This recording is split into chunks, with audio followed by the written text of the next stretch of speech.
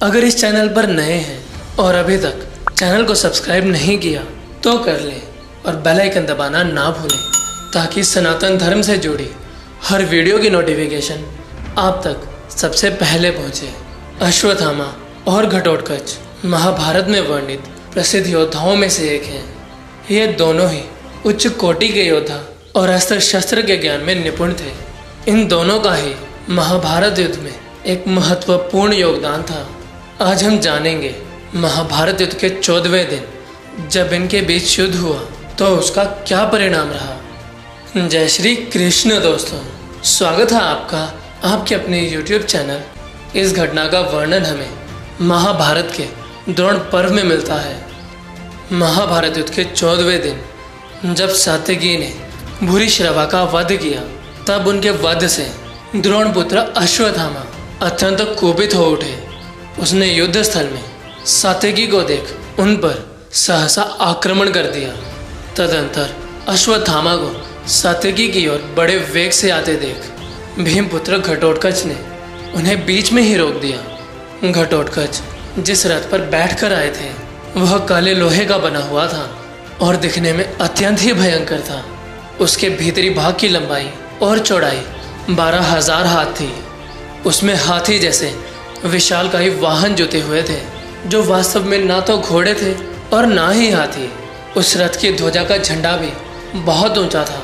8 पहियों वाले विशाल रथ पर बैठा हुआ घटोत्कच भयंकर रूप वाले राक्षसों की एक अक्षौहिणी सेना से घिरा हुआ था।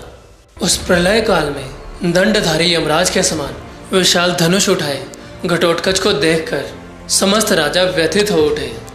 घटोत्कच द्वारा किए हुए सिंहनाद से हाथियों के मलमूत्र झड़ने लगे और मनुष्य भी अत्यंत व्यथित हो उठे। तदंतर उस रणभूमि में चारों ओर संध्या काल से ही अत्यंत बलवान हुए राक्षसों द्वारा पत्थरों की भारी वर्षा होने लगी। लोहे के चक्र, प्रास, तोमर, शूल आदि अस्त्र शस्त्र अविरम गति से गिरने लगे। उस अत्यंत भयंकर संग्राम को देखकर समस्त कौरव, नरेश और कर्ण पीड़ित हो संपूर्ण दिशाओं में भाग गए। उस समय केवल अश्वत्थामा ही एक ऐसे योद्धा थे जो अपने अस्त्र बल पर अभिमान करते हुए तनिक भी व्यथित नहीं हुए। उसने घटोत्कच की रची हुई माया अपने बाणों द्वारा नष्ट कर दी।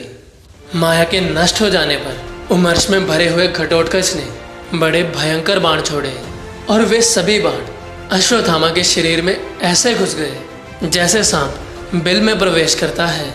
इससे अश्वत्थामा का क्रोध और भी बढ़ गया। फिर तो शीघ्रतापूर्वक बाण चलाने वाले उस प्रतापी वीर ने घटोत्कच को 10 बाणों से घायल कर दिया।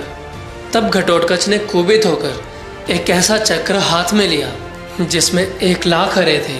उसके प्रांत भाग में छुरे लगे हुए थे और वह सूर्य की प्रभा के समान प्रकाशित हो रहा था।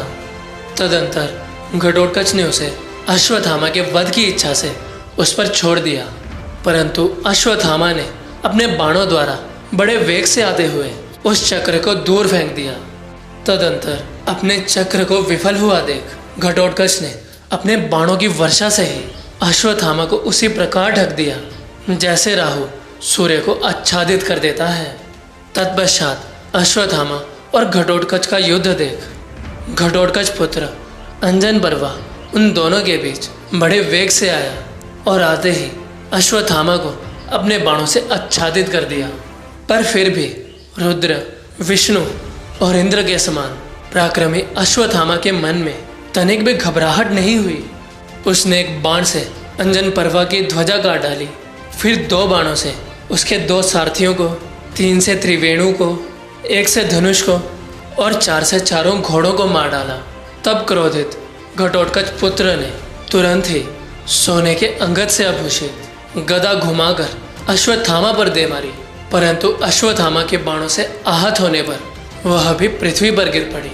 तब आकाश में उछलकर प्रलय काल के बादल के भांति गर्जना करते हुए अंजन पर्वा ने आसमान से ही वृक्षों की वर्षा आरंभ कर दी। तदंतर द्रोण पुत्र ने आकाश में स्थित मायाधारी घटोत्कच कुमार को अपने बाणों द्वारा उसी प्रकार घायल कर दिया जैसे सूर्य किरणों द्वारा मेघों की घटा को गला देते हैं। इसके बाद वह नीचे उतरकर अपने स्वर्ण भूषित रथ पर अश्वत्थामा के सामने जा खड़ा हुआ। उस समय द्रोण कुमार ने लोहे का कवच धारण किए हुए अंजन पर्वा को उसी प्रकार मार डाला जैसे भगवान महेश्वर ने अंधकासुर का वध किया था। आज की वीडियो में बस इतना ही। अगर वीडियो में बताई खास जानकारी पसंद आई होगी तो वीडियो को लाइक करें, शेयर करें और चैनल को सब्सक्राइब अवश्य करें।